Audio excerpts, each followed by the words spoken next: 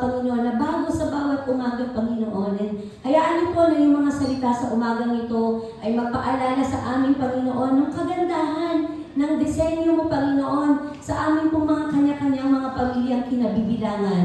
Marahil hindi ito perpekto, maraming flaws, Lord, yung pamilyang kinabibilangan namin. But we thank you, Lord, because today we will be reminded of your words, Lord God, na napakaganda ng disenyo mo sa aming pong mga pamilya, and particularly sa aming pong mga parents. Napakaganda, Panginoon, ng pagkakatawag niyo po sa amin bilang mga discipler ng aming pong mga pamilya, Panginoon. Kaya, Lord, sa iyo po namin pinagkakatiwala ang umagang ito, Panginoon, at sa iyo po namin ibinabalik ang lahat ng papuri at pasasalamat. Sa pangalan po ni Jesus. Amen. So, kung kayo po ay may Biblia, hinihiling ko po na kayo po ay makibukas sa Psalm 78, verses 1 to 8.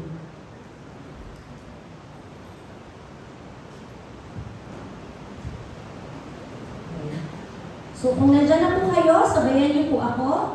Psalm 78, 1 to 8. It says, "O my people, hear my teaching.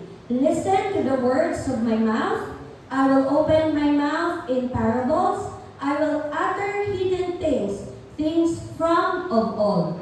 What we have heard and known, what our fathers have told us, we will not hide them from their children. We will tell the next generation the praiseworthy deeds of the Lord, His power, and the wonders He has done. He decreed statutes for Jacob and established the law in Israel, with which He commanded our forefathers to teach their children, so that the next generation would know them, even the children yet to be born, and they in turn would tell their children. Then they would put their trust in God and would not forget His deeds, but would keep His commands. They would not be like their forefathers, a stubborn and rebellious generation, whose hearts were not loyal to God, whose spirits were not faithful to Him." Alam niyo po, nakakatuwa, for a background po, pangalawa ko na pong beses to na ipipreach na inassign din sa akin ni Pastor Johnny. And nung nag-review ako, nung binabasa, sabi ko, familiar sa akin talaga itong mga verses na to. Tapos, naglalala ko ng mga previous manuscript ko, and boom, nakita ko. Oo nga, same exact verses, pero different revelation.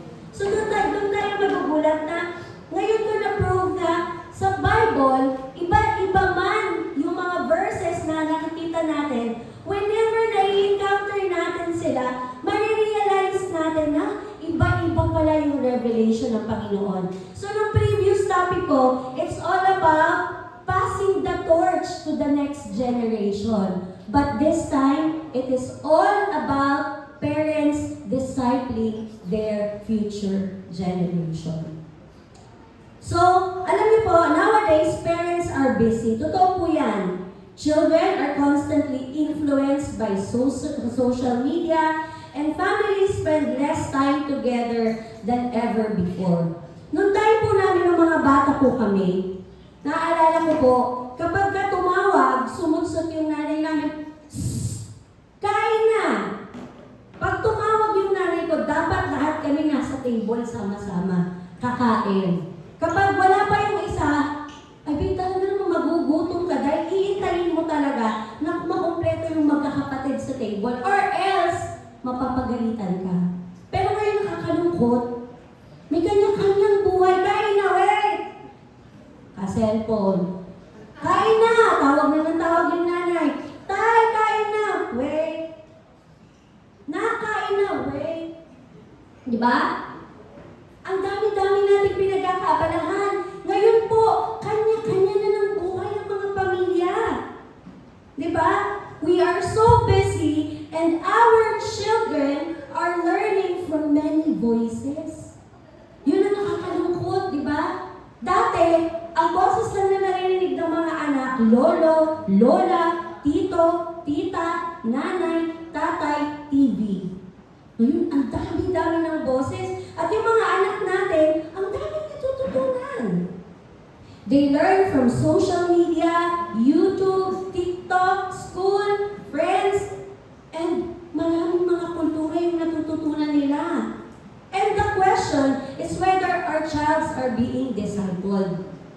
minsan tinatanong natin, nadi-disciple ba yung anak ko? Yes. Nadi-disciple ang mga anak natin. Pero ang tanong, sino ang nagdi-disciple sa mga anak nyo? Sa anak ko, sa mga anak natin. Ang tanong po, sino? Tanungin mo sa katabi mo, sino ang nagdi-disciple ng anak mo? Are we allowing, bawal pa silang dalawa, are we allowing social media voices and social media influencers to be their discipler? Sino pong guilty dito na magulang? Are we allowing our children to be discipled by social media influencers? And then, nagtatanong tayo, why are so many youth today na umaalis sa church? Nagtatanong tayo, bakit yung mga kabataan ngayon ayaw sa church? Mas gusto sa mga kaibigan, mas gusto sa labas. Tinatanong natin, bakit? Because we are allowing the voice of this world to disciple our children. And nakakalimutan natin, maybe, just maybe, nakakalimutan natin that discipleship has been left to the church instead of beginning where God intended it to be. Nakakalimutan natin. Na iniiwan natin, ay, programa na yan, trabaho na ni Pastor John na yan. Kasi head siya ng discipleship eh. Hayaan mo problemahin niya yung curriculum para i-disipulo yung anak ko. Hayaan na natin yung mga D-group leader natin mamumblema sa mga anak. Iniiwan natin sa church yung responsibilidad na originally dinisenyo ng Diyos sa ating mga tahanan. While the church is called to equip believers, home is God's first classroom. Our parents are our first disciple. Hindi si pastor. Hindi yung D-group head. Naintindihan po natin mga magulang? Tayo na mga magulang. We are mandated to be the discipler of our children.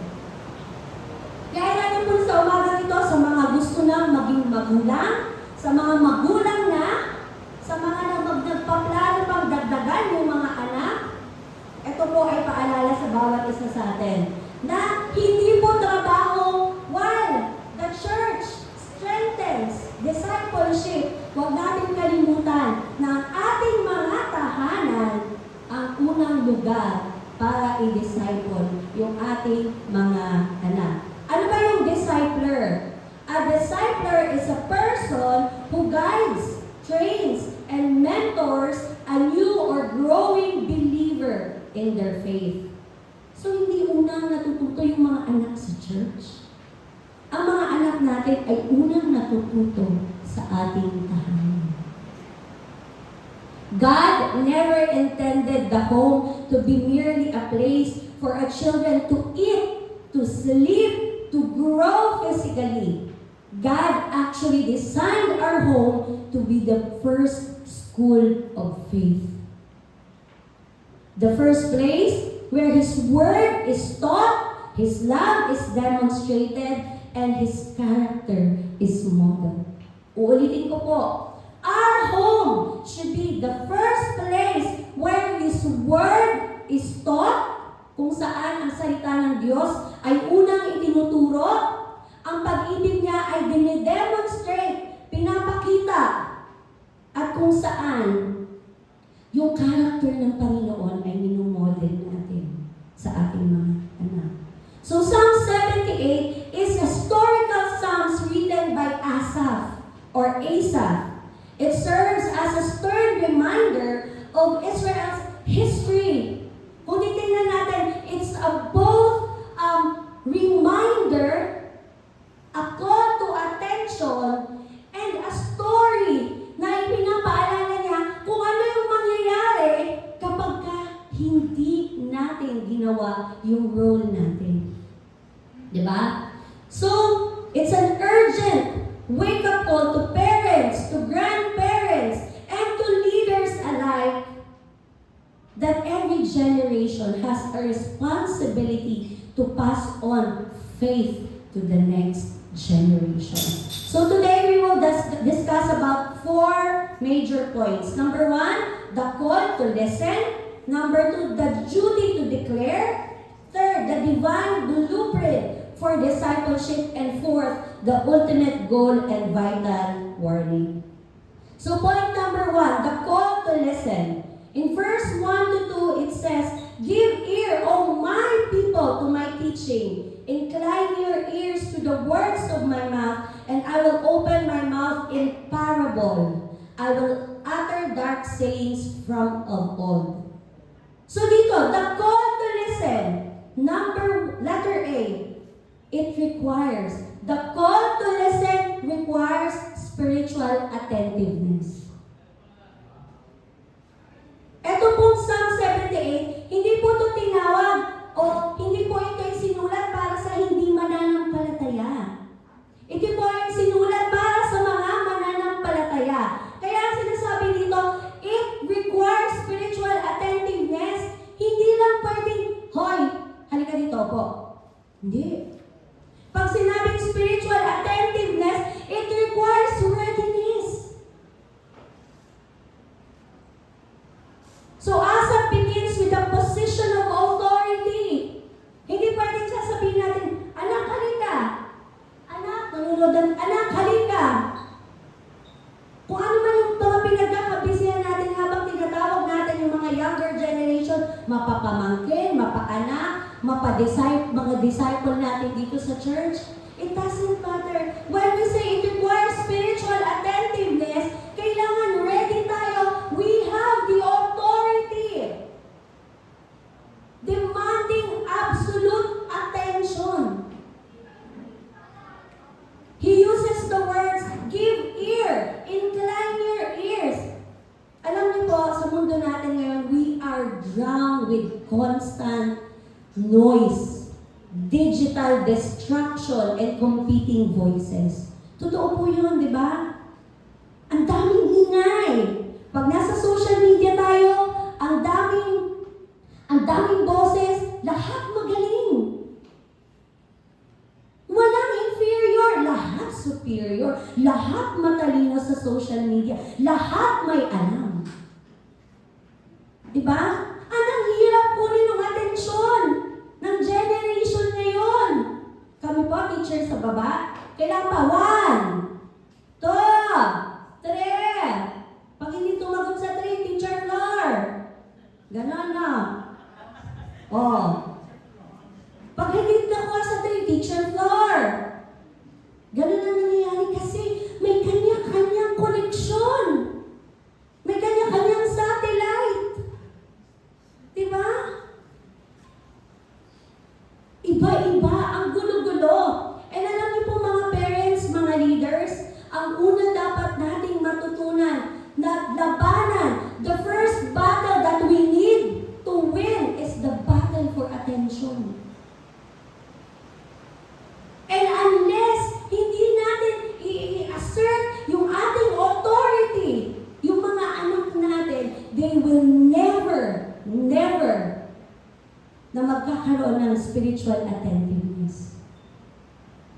We cannot teach our children who are not listening if they will not listen unless they will not listen unless we show them that God's word is worth our own absolute focus. Kapag hindi nakikita ng mga anak natin sa atin yung authority ng salita ng Diyos, paano natin mapapatunayan sa kanila? Ba't ako maniniwala sa hindi nga kita nakikita nagbabasa ng Bible eh? Bakit po ako tuturuan na lang? Minsan hindi kita nakita nag-pray. Diba? We cannot teach our children what we don't know.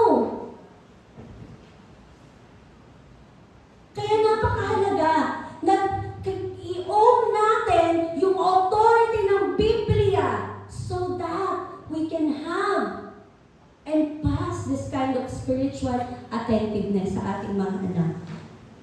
Letter B, give truths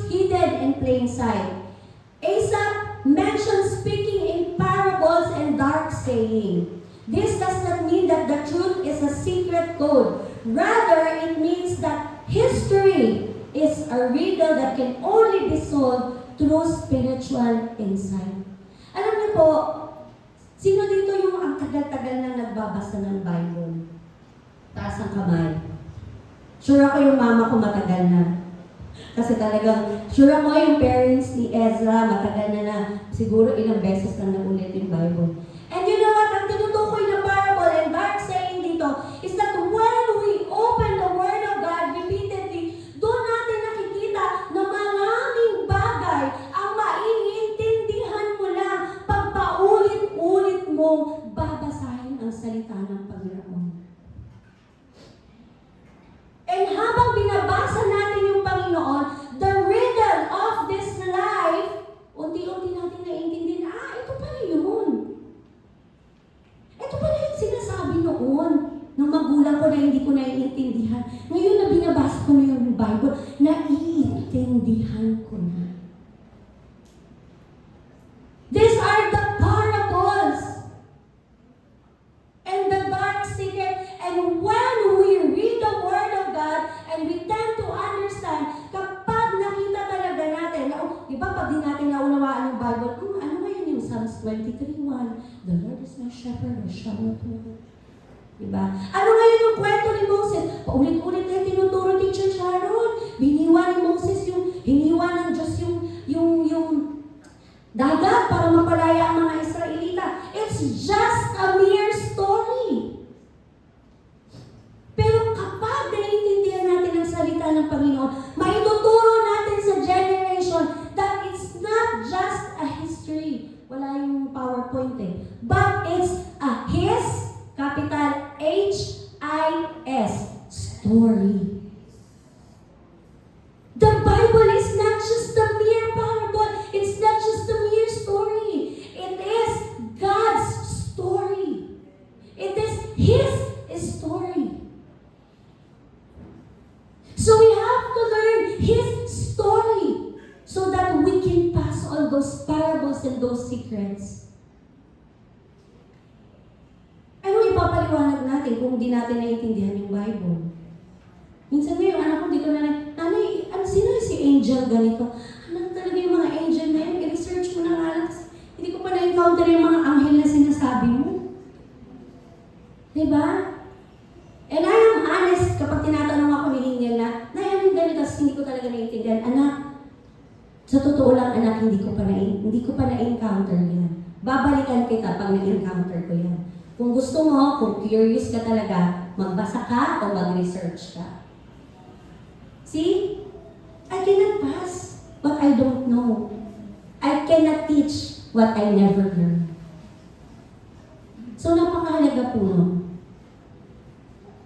Let us understand that the word of the Lord is not just a mere story. It's His story.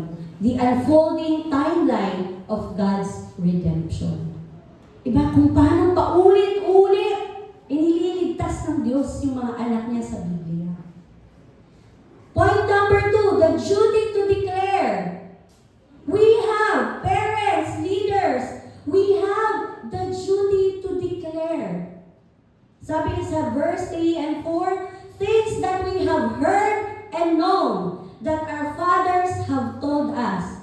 We will not hide them from their children, but tell to the coming generation the glorious deeds of the Lord and His might and the wonders that He has done. Letter A, guarding the chain of custody. Ano yung kailangan nating bantayan? We have to guard what was entrusted to us, and that is the Word of God. In verse 3, hina-highlight nito yung beautiful chain of custody. Pag nakita natin, di ba? Heard, known, told us. Nakita niyo yung pagkakasunod-sunod? Heard, known, told us. Hindi pwedeng told us na una, di ba? Una-una narinig. Nung narinig, natutunan. Nung natutunan, ituturo mo ngayon. Di ba? Sunod-sunod yan. What you have heard, what we have known, what has been told us. Because true discipleship is experiential. Marami sa mga kabataan ngayon, ayaw nyo ng experience. No? Gusto nyo shortcut. Kaya even sa pagbabasa ng Bible, pag gumagawa ng, naka-assign ka ngayon, imbis na magbasa, research. Okay na naman mag-research. Pero hindi pwedeng si ChatGPT gagawa ng lahat ng devotional materials mo. Diba? Kasi alam niyo po, discipleship is experiential.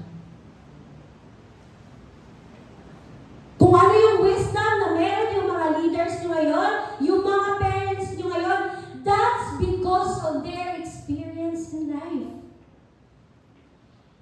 What have been heard, what have been known, and what have been told them. Nung bata pa kami, ito yung tinuro ni nanay. Nung bata pa kami, ito yung tinuro ni lola. Nung bata pa kami, ito yung sinabi ni pastor. Yung pastor namin noon pa yung mga marami ng generation, yung marami ng pastor yung nagpalit. Di ba? You learn from them. You learn from their experience because discipleship is experiential. And we cannot pass on a faith that we do not possess.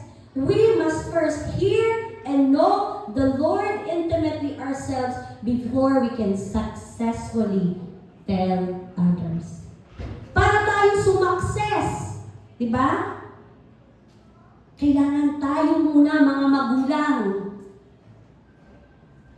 Let us desire to know, to learn. Diba? Siguro yung iba sa atin dito lumaki na sa church. Kagaya ko, di pala lumaki, tumanda lang sa church. Obvious na, hindi ako itong lumaki, diba? Lumapad lang. Tawa pa Ate Flor. Tawang-tawa si Ate Flor.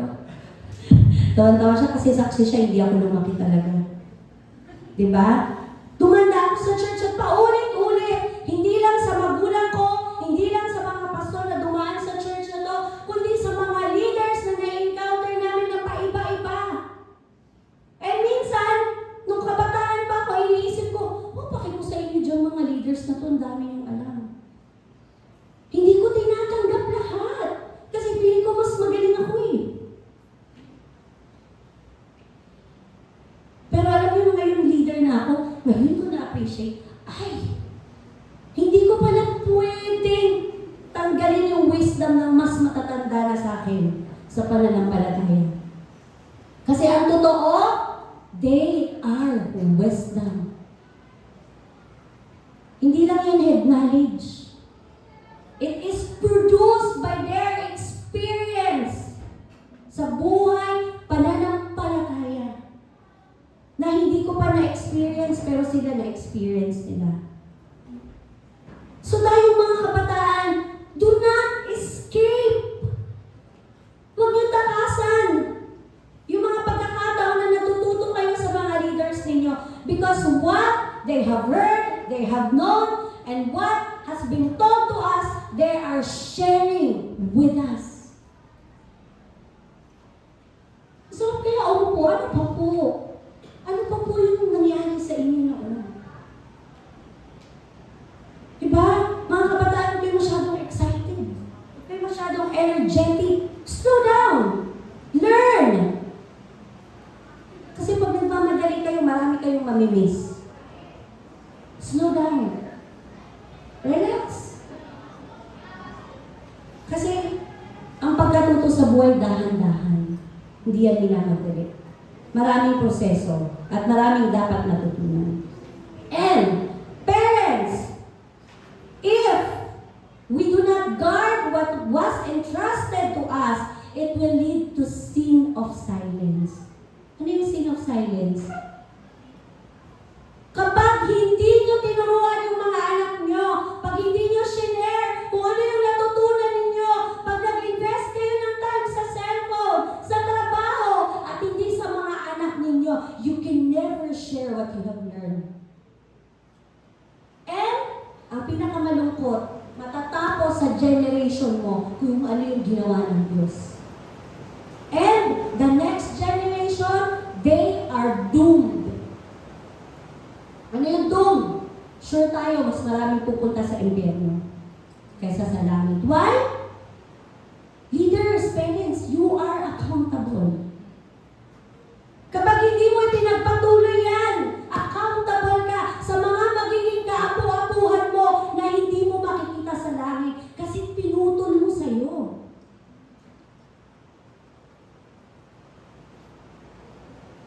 Kapag hindi mo nakita yung anak ng anak ng anak mo, ibig sabihin, Lord, ano kasalanan ko? Kasi tinapos mo sa'yo eh.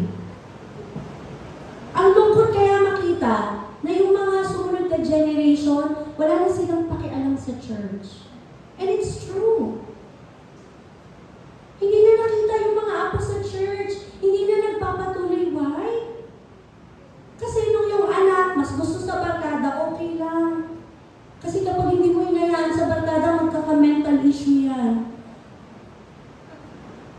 Pag hindi mo pinayagan gumamit ng cellphone, mag-iingay, magkukulit, maggugulo.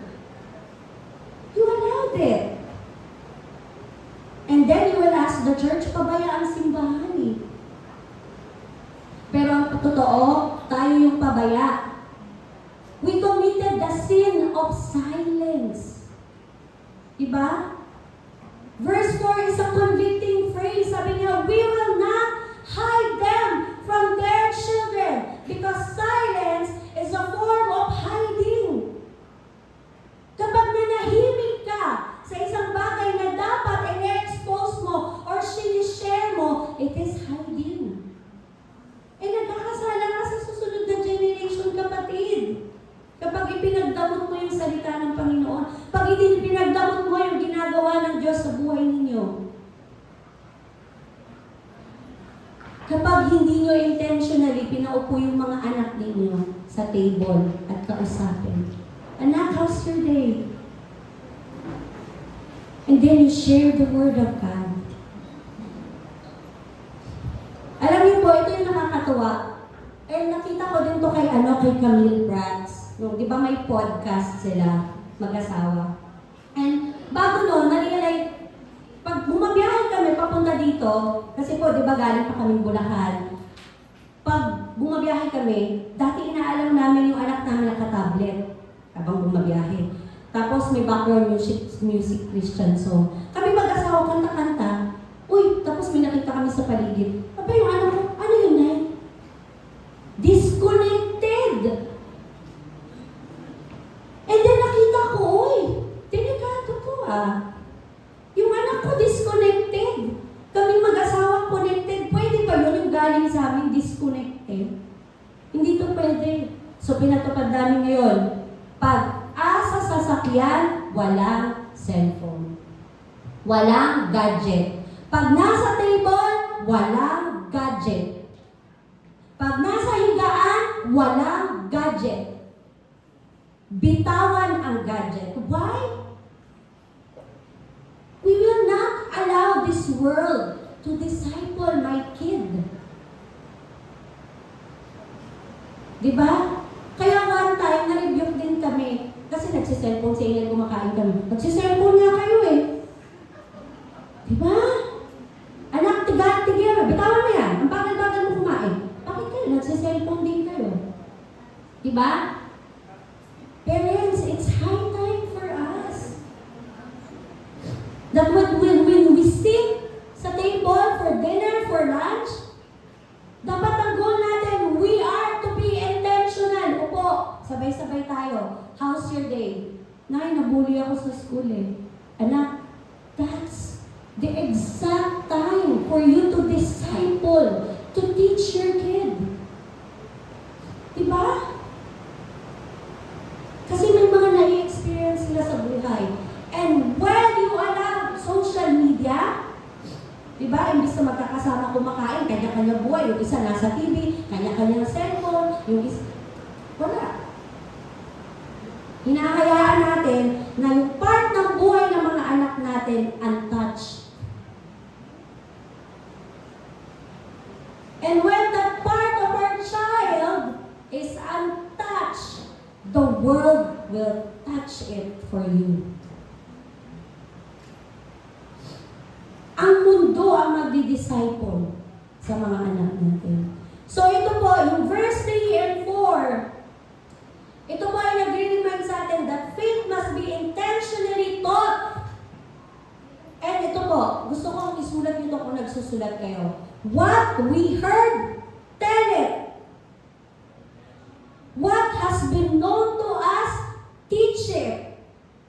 What has been told to us, pass it on. Ulitin ko, yung mga bagay na narinig nyo sa mga kanunuluan nyo na kabutihan ng Diyos, isabi nyo. Saan pangit ang grammar ko? Isabi nyo. Sabihin nyo. Expose it. What has been known to us, ano yung mga bagay na natutunan natin, you teach it. You don't keep it just because you're busy. Diba lahat na ngayon gusto na maging vlogger eh? You're so busy editing videos to post, and yet you don't pay attention to your child that has been bullied sa school. Naiyak na naman. Diba?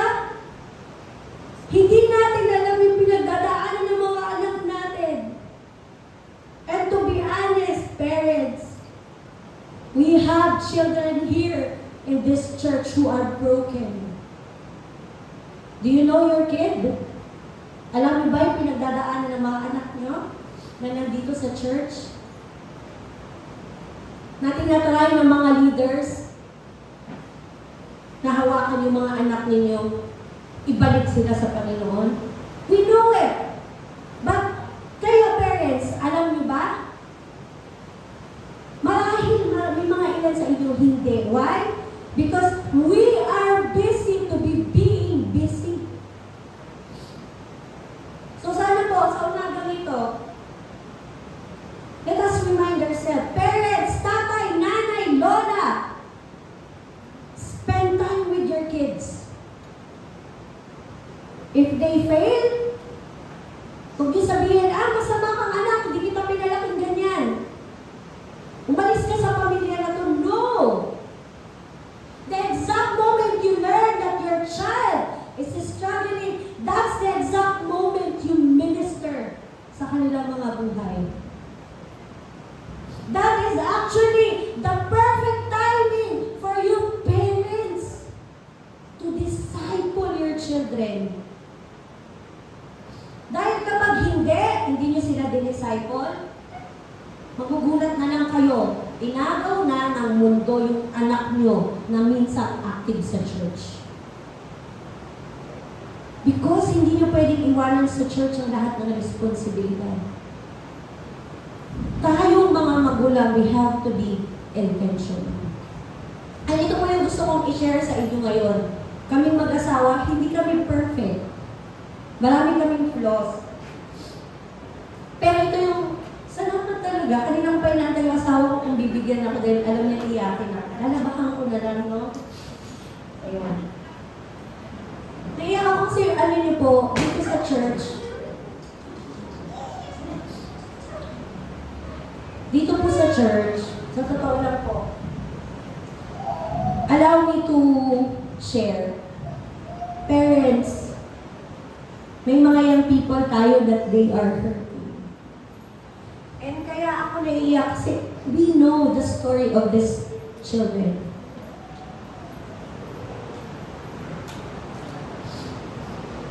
They are hurting because of their past traumas, because of their exposure sa school. And because of their expectation of parents that they are active sa church. It's as if hindi na sila magkakasala or tatalikod, but they are human. Nagkakamali. And ang ginagawa nila, dahil natatakot sila sa mga magulang nila, sa leader sila ng church pumupunta, which is good. Kasi natutulungan sila sa journey. Pero bilang isang magulang na mayroong teenager, na-realize ko yung buhay ng mga batang lumalapit sa aming mga leaders na may mga struggles, na-realize ko, Lord, napakahalaga ng Word of God. Kasi, hindi ko kakayanin. Ako sa sarili ko, sabi ko nga, kung anak ko yung nakaranas nito, alam ng mga leaders yan, I am na malaman yung kwento ng buhay ng batang ito. And I-realize ko, Lord, ayokong mangyari sa anak ko to. Pero ang unang tanong na bumabalik sa akin, are you intentional with your child? Because if not, wala kang karapatan sabihin, ayokong mangyari sa anak ko to. So mga magulang, please, do not commit the sin of being silent. Share the Word of God. Kung ano yung mga pinagtagumpayan ng mga magulang ninyo na i-share sa inyo ngayon, i-share nyo sa mga magiging anak nyo because that's a testimony. That's a testament of God's goodness. Letter C. So what exactly do we tell them? God's glorious deeds. Ano yung mga glorious deeds? Who He is. The exact character of Christ. His holiness. His faithfulness. His goodness. Hindi yung buhay ng kapitbahay yung ituturo natin sa mga anak natin. Ano ituturo natin? Anak, alam mo ba? Napaka-alam niyo po yung ako hindi ako lalayo kasi ito yung topic natin, family. And ito yung mga revelation ng Lord sa amin. I am thankful na yung anak ko is open. And siguro tayo mga magulang, it is the right time for us to learn how to be open sa mga anak natin. And dahil ang mundo ay nag-double time din i-disciple sila, it happened na yung anak ko may nag-share sa GC nila sa pornography. And he was exposed to pornography at a very early age. So napakahalaga tayo mga magulang, sensitive tayo. So may mga pagkakataon na pagpasok namin ng kwarto, nagugulat siya. Nakahawak niya yung phone niya. Anak, sabi ko, bakit nagugulat ka? Hindi ka magugulat kung wala kang ginagawang masama. Ano yan, anak? Hindi na, kasi bawal ako mag-Roblox mahuli ni tatay. Tatakot ako, mapapagalitan ako. And then sabi ko, anak, yung totoo. Nanay kasi nag-send yung kaklase ko ng porno daw na video. Nanay, napanood ko. Inulit ko, nanay. Ngayon, kung hindi natin naiintindihan ang salita ng Panginoon, sasabi mo, ang bata-bata mo ba? Bakit ka nanonood niya? Hindi dapat yan. Imbis na natulungan natin yung anak natin na trauma. Nanalangin ako, Lord, yung anak ko ay tao, nagkakasala. Ano yung role ko as parents? Sabi ko, anak, and explain ko sa kanya lahat. And, kung hindi ako nag-spend ng time matuto sa salita ng Panginoon, may correct ko ba yung anak ko? No. And I thank God na yung pagkakataon na yun, binigay ng Panginoon for me to disciple my child and to teach him God's design for sex. Hindi ang mundo ang nagturo sa kanya kung ano yung patungkol sa sex. And dahil doon, naging open siya sa amin. And sinasabi niya, nanay, thank you na, hindi na ako nanonood ngayon. Sinaiintindihan na niya. So tayo mga magulang, ganun din, yun yung call sa atin ngayon. Yung mga bagay na natututunan natin, yung grace, yung mercy, yung holiness, yung character ng Panginoon na dapat nakikita sa mananampalatayang kagaya natin, those are the exact things that we have to model our children.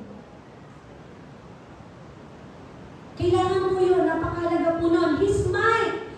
Ano yung ginawa ng Diyos na mga miracles, majestic na ginawa ng Diyos sa mundo, bakit tayo nagkaroon ng kaligtasan? His wonders, His resurrection, personal answers to prayers, miracles, forgiveness, salvation, and mercy.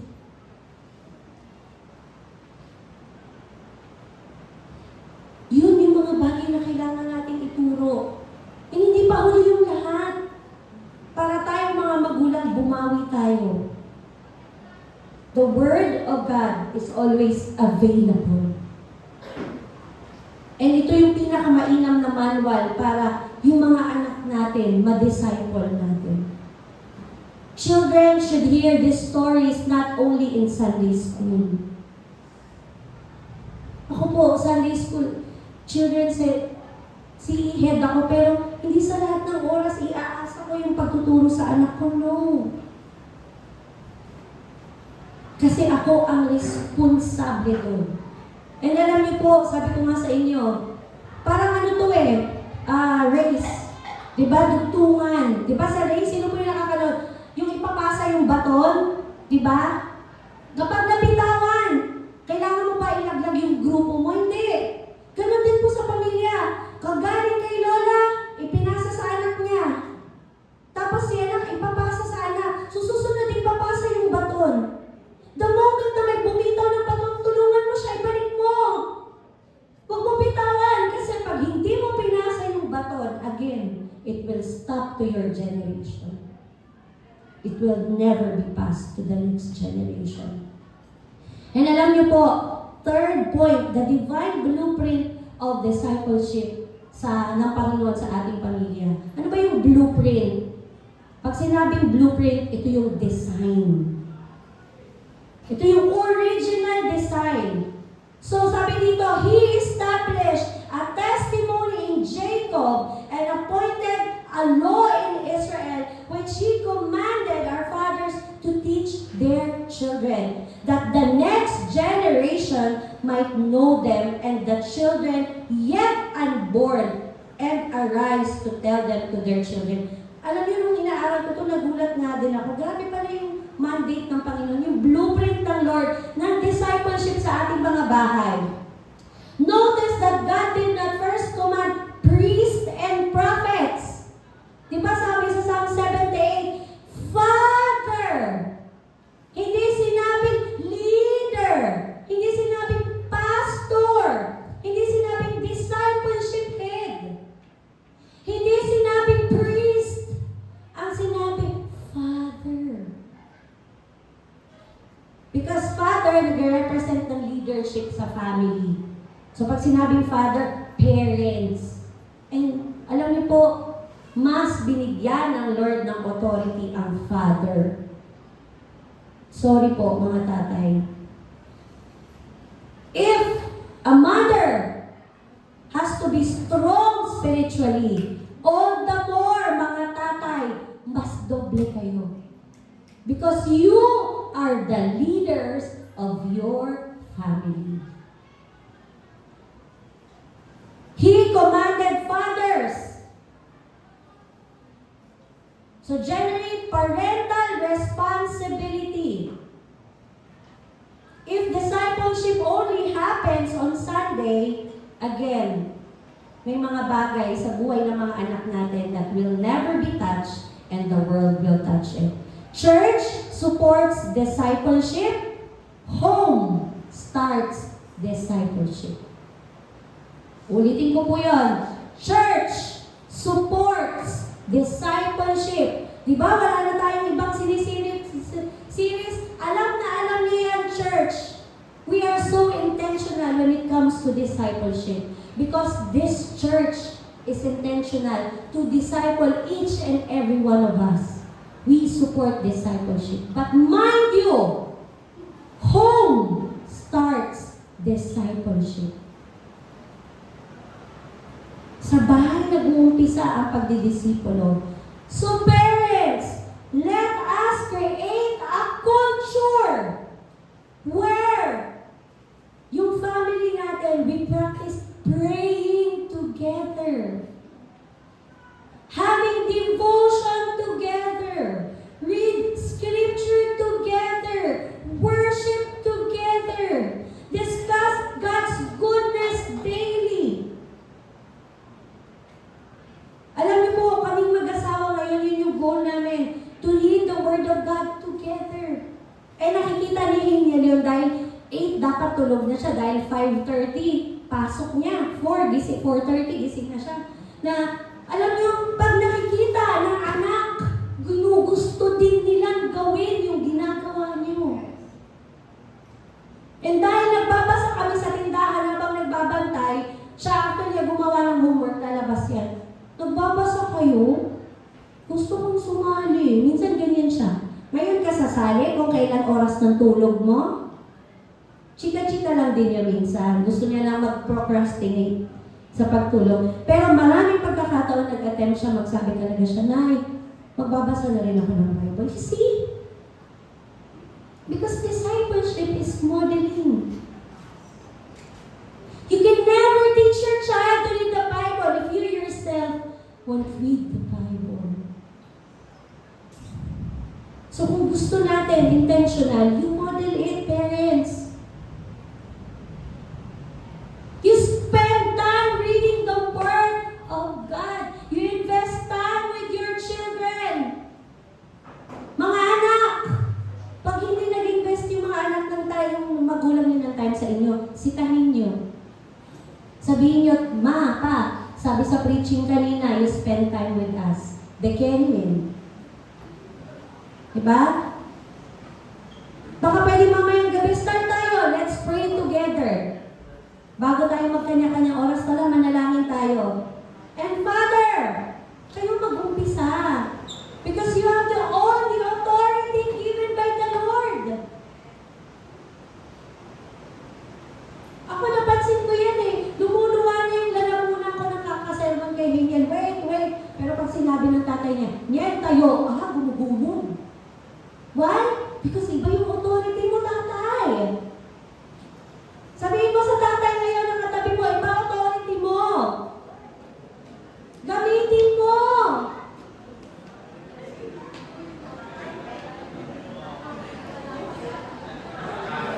Hindi ko naman kayong sinasaktan, no, mga tatay. Yung buong ko nagagalit na hindi ako nagkalit. Ba, itay. You practice it. Alam niyo sa gumugulong mundo na to, sa tingin niyo may pupuntahan pa tayo? Sa pahirap na ekonomiya natin, sa tingin niyo, saan pa ba tayo pupunta? Wala na. Ang pag-asa na lang natin langit. Ngayon kung hindi pa tayo sa langit pupunta, saan tayo pupunta? Kaya kung gusto niyo makasama yung pamilya niyo sa langit, panahon na, simulan ninyo yung dapat niyong simulan na matagal ng panahon na hindi niyo ginawa. Kasi pag hindi, baka huli na ang lahat. Hindi natin alam. Alam niyo ba, it's a divine mandate, parents. Passing on the faith is not a helpful suggestion. It's a command. Ito pong word of God na ito, hindi ako nagsasuggest, parents. The word of the Lord is commanding all of us. It's not just a suggestion. It's a command. God established the testimony. What is this testimony? The gospel story. And the law. Ano yung law? It's God's standard. Lahat ibinigay ng Lord para sa atin. And that it is placed in our responsibility sa shoulders nating mga magulang. Because why? We are entrusted with so many generations. This truth should be passed sa mga susunod na generation. Nung nabasa ko to ulit, ngayon ko na-realize yung kanta na Blessing. Ang sabi doon, May your favor be upon us and 1,000 generations and their family and their children and their children and their children. Diba? Why? These are the 4 generations. The generation of the father, the generation of the children, the generation of their children, and the children that are yet to be born. Diba? So yung mga magulang na gusto yung magkaanak, simulan nyo na ngayon. Because why? God's vision for your life na multi-generational is a daily faithfulness that impacts children who do not exist as of today. So si Ate Amor, alam namin yung desire niya to have a baby. And ano ginagawa niya? Nag-i-invest siya sa paglilingkod sa Panginoon. Why? Because alam niya na yung the life of that very child will be impacted by their faithfulness to the Lord. Kaya kung hindi ngayon, kailan pa? Di ba? Simulan nyo na maging tapat sa Panginoon because when you teach the child to love God, you are changing the trajectory of an entire family line. Uulitin ko yan. When you teach a child to love God, you are changing the trajectory of the entire family line. Kung meron tayong nakikita marami ng generation sa church na nagpapatuloy, it's because their ancestors chose to be faithful. And ngayon, magulang, mamili ka. Tatapusin mo sa generation mo o ipagpapatuloy mo dahil nakikita mo yung mga apuhan mo magpapatuloy sa Panginoon. And that's the greatest achievement and success ang parents ay magkakaroon. And number 4, the ultimate goal and the vital warning. The goal of home discipleship. Ang sabi dito, so that they should set their hope in God and not forget the works of God. Parents, ito yung pinaka-goal natin. So that our children, our grandchildren will put their hope in the Lord and will not forget about it. Hindi natin ituturo sa mga anak natin na, anak, maging mayaman ka. Hindi. Hindi naman masamang maging mayaman, totoo yan. Pero alam niyo kung ano ituturo natin? Anak, ilagay mo yung tiwala mo sa Panginoon na may hawak ng future mo kasi siya ang magbibigay ng katagumpayan sa lahat ng ninanais mo. Kahit gaano ka katalino, kahit gaano ka kagaling, ang Diyos ang may hawak ng future mo. So tayo mga magulang, ang target natin, number 1, the heart. Let us teach our child to put their hope in the Lord by heart. Why? Because not in money, in politics, or career, but anchored safely in the Word of the Lord. Kasi sa totoo lang, lahat ng bagay na nakikita natin sa mundo, masisira. Sino dito yung updated kay Pax-Silica? Diba? Yung mga engineer na kagaya ni Ezra, gigil na gigil sila. Electrical engineer. Alam niya yung mangyayari sa ating bansa kapag na-approve yung Pax-Silica. Diba? Napakatatalino ng tao sa likod ng Pax-Silica. Pero kayang sirain yung technology na yan ng isang iglap lang. Diba? Anong gusto kong i-emphasize? Kahit gaano ka-advance yung technology, kahit gaano kagaling ang tao, pag ginusto ng Diyos na sirain yan, galing mo, sisirain ng Diyos yan. My point is, parents, do not teach your child na mag-grind, magpayaman. Teach your child to trust the Lord with all their heart. So that even they fail, kaya nilang bumangon because their hope is not in success. Their hope is in the Lord who will give success sa buhay nila. So, teach our child, teach your kids to put their hope in the Lord by heart. Next, by mind. So that, bakit mahalaga na pati mind? So that they will not forget. Puso, isip, and will or action. Alam niyo po, when we teach our child by heart, by mind, it will reflect in their action, in their will. Kapag naturuan natin ang ating mga anak ng kabutihan, katapatan, ng salita ng Panginoon, by heart, by mind, it will manifest in It will manifest sa mga actions na ginagawa nila sa buhay nila. Why? Because God will protect them. You cannot protect your children. Kahit pa pulis ka, militar ka, kahit 10 pa yung baril mo, you cannot protect your child.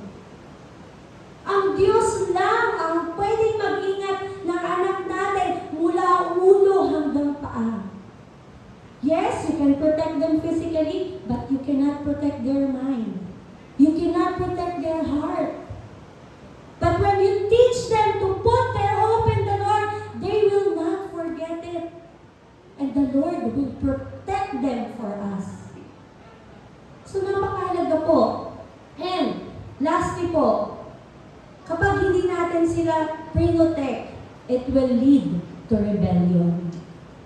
So let us stop breaking, let us start breaking the cycle of rebellion.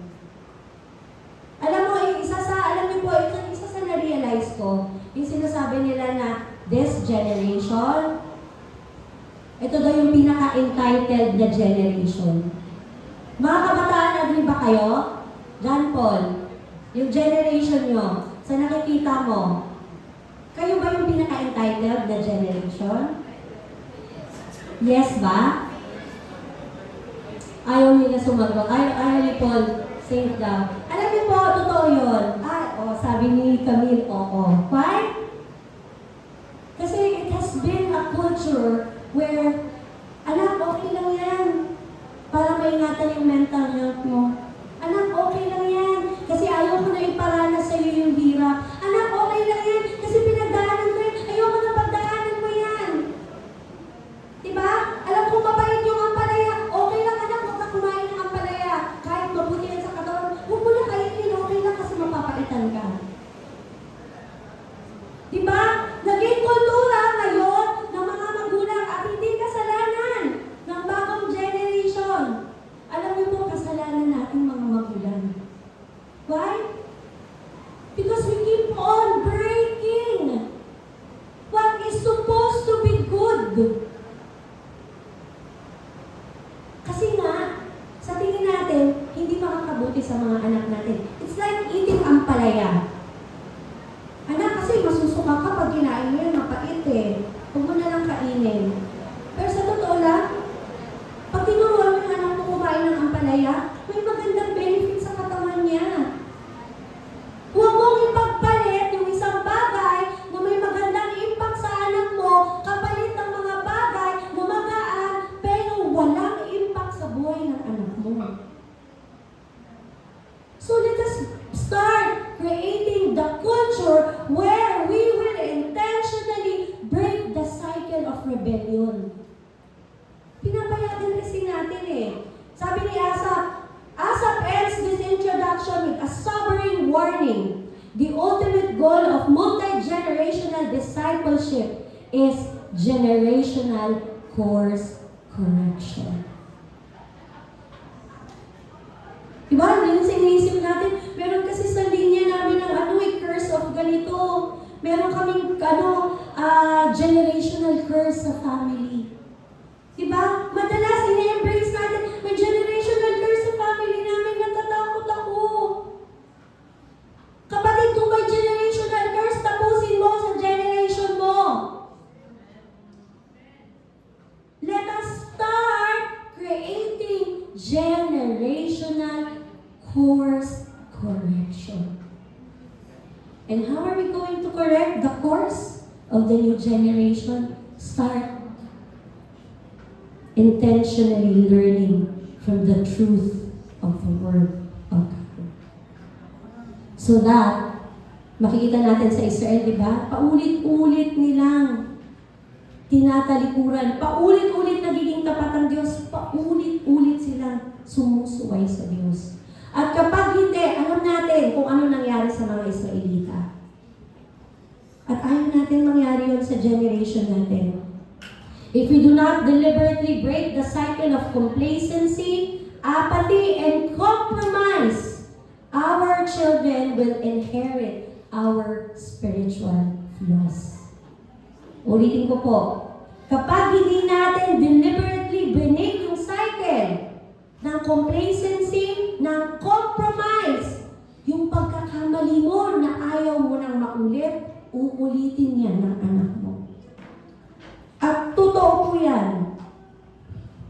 Ngayon, kung ayaw mo, tapusin mo sa generation mo.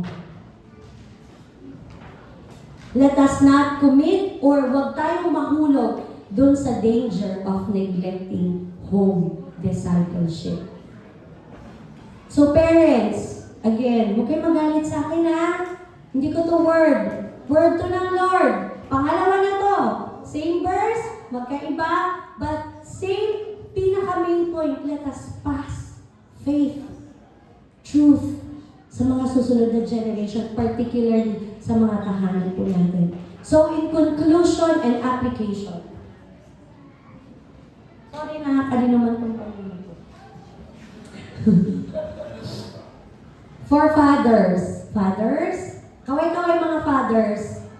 Ayun, proud and loud. For fathers, please. I pray that you would lead spiritually. Your family does not need a perfect father. They need a father who is faithful, who will pray for them, and will pray with them. Open the Bible with them and lead example for your family. Like Joshua declared, as for me and my house, we will serve the Lord. For mothers, never underestimate your influence. Many great servants of God first learned faith from their mothers. Your prayers, your encouragement, your constant reminder and prayer and example will shape your children deeply. So, huwag kayong mapagod, mga nanay. Araw-araw, laban lang. For grandparents, sa mga lola na tumatayong magulang dahil busy, you still have a ministry. Lolo, lola, tell your grandchildren what God has done in your family. Your life. Share your testimony. Pray for them faithfully. And lastly, for the church, sa atin pong lahat, and for the leaders of this church, children's ministry will not and never replace parents. We can never replace parents. It strengthens what begins at home. Sana naiintindihan niyo yung role ninyo. We can never replace your parents, but we can strengthen your children, we can encourage them, but ultimately, discipleship will start at your very, very home. So let us encourage families to make Christ the center of their home. The greatest gift we can give the next generation is not wealth, it's not education, it's not position. It is a living faith in Jesus Christ. One day, yung mga anak natin makakalimutan lahat ng mga sakripisyo, lahat ng mga pinuturo niyo sa kanila. But they will never forget yung mga pagkakataon na nag-spend kayo ng time sa kanila. So use it to disciple your family, your children. And it is my prayer that may every Christian home, our home, become a place where disciples are formed. Ito yung panalangin ko po sa bawat isa sa atin. That our home will be a place where disciples are formed. Where faith is passed on and where the next generation learns to put their hope in the Lord. Let us answer the call of Psalm 78, not to hide the mighty works of God, but to proclaim them faithfully to our children, so that they, in turn, will turn and teach the generation after them. So, huwag po tayong mapagod. Kasi kapag habang pinapasa natin, hindi po matatapos. Huwag nating hayaang matapos. Let us pass on and continue. Tuloy-tuloy lang. Kasi po, kahit yung mga ipapanganak pa lang ng mga bata, they will be Ang pangit yung impacted, no? Pero totoo po yun. There will be an impact sa buhay ng mga susunod na generation. So, sa Diyos po ang pagpapalagay.